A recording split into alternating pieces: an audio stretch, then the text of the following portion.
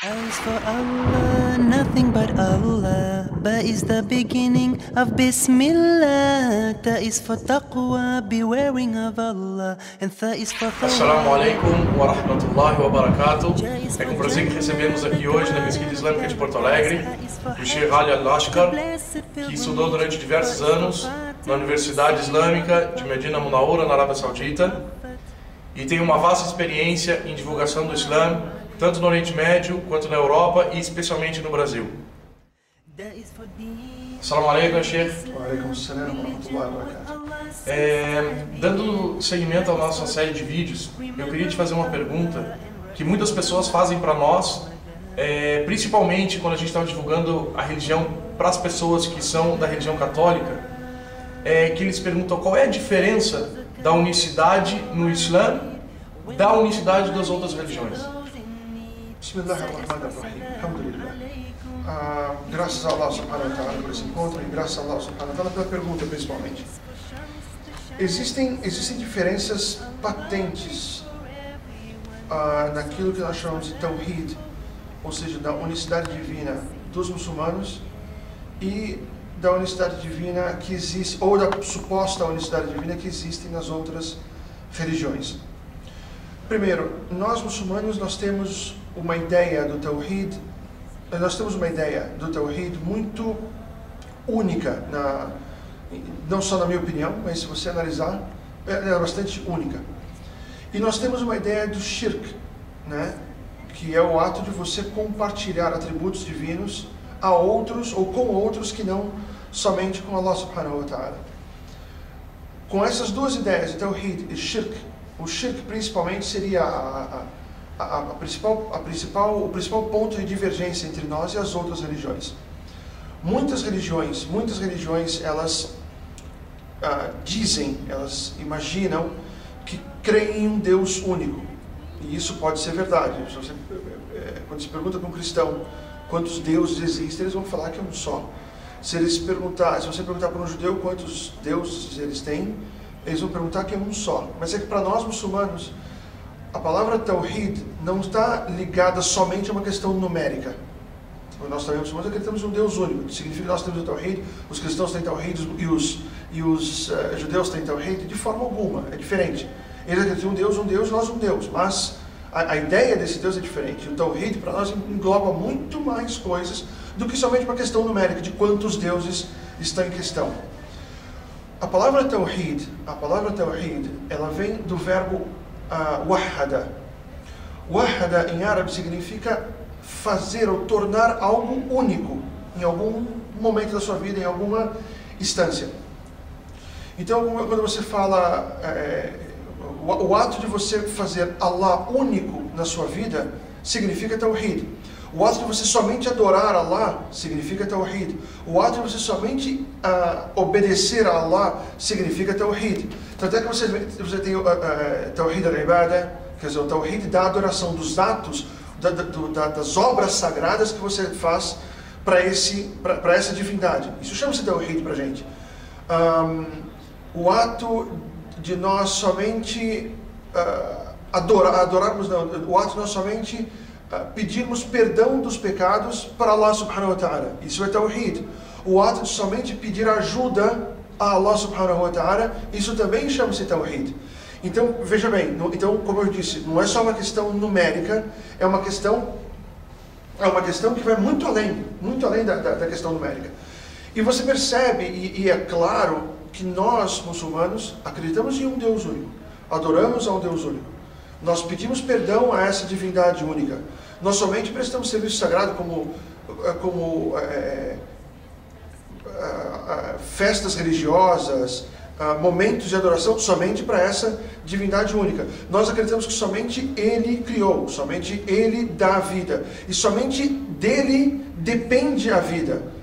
E isso é uma ideia falha nas outras religiões. Você vê, por exemplo, no cristianismo, os cristãos, eles acreditam em um Deus único. Então eles têm o Tawhid numérico, digamos assim. Eles acreditam em um Deus único. Se é que pode-se dizer Deus único, porque eles têm aquela questão da Trindade, que é muito confusa. Eles acreditam num Deus Pai, num Deus Filho e num Deus Espírito Santo, onde os três são um Deus. E é muito confusa essa questão, mas, enfim, deixando essa questão divergente de lado, eles, se vocês perguntarem para ele quem foi que criou os céus e a terra, eles dirão Allah, como diz no Corão Sagrado. Perguntar para os judeus, eles dirão Allah. Agora, os cristãos adoram a outros que não Allah. Eles atribuem atributos divinos a outros que não Allah subhanahu wa ta'ala. Como por exemplo, o atributo divino que somente Allah ajuda, e só dele depende a vida. Mas você vê os cristãos pedindo favores ou pedindo ajuda para outros que não Allah, como os santos que eles têm, que são pessoas virtuosas da história deles, que já morreram, para anjos e por aí vai. Os judeus da mesma forma. Os judeus, por exemplo, e eu tenho um certo conhecimento nisso, eles têm até o fato de pedir, eles têm na crença deles, o ato de pedir a intercessão dos mortos perante Allah.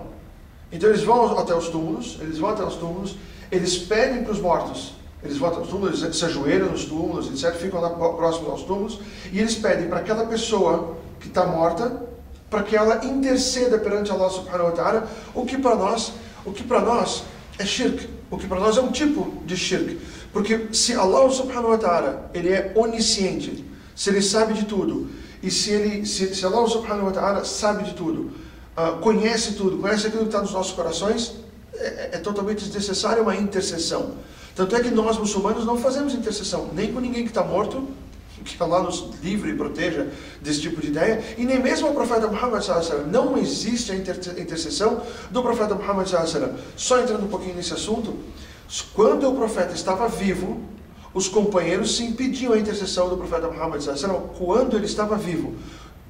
E como é que era essa intercessão? Ó profeta, peça por mim, peça para Allah, para que Allah me abençoe. Peça para Allah para que Allah me dê a vitória. Peça para Allah que Allah me agracie com a conversão da minha mãe, como foi o caso de um dos companheiros do profeta Muhammad sallallahu alaihi wasallam. Da mesma forma, então, isso quando o profeta Muhammad estava vivo.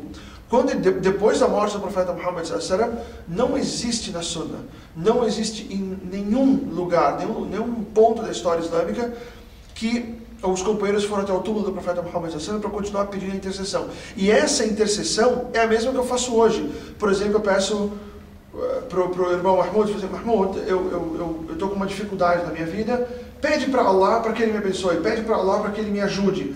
Quer dizer, esse tipo de intercessão é vivo. Agora, morto, sabe, nós não temos esse tipo de coisa.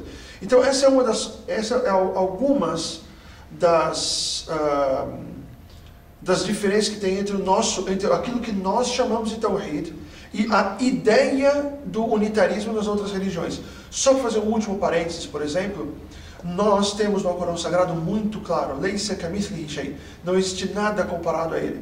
E Allah subhanahu wa ta'ala, ele é infinitamente superior, óbvio, à criação dele. Portanto, nós também não acreditamos que Allah pode ter entrado no corpo de um humano.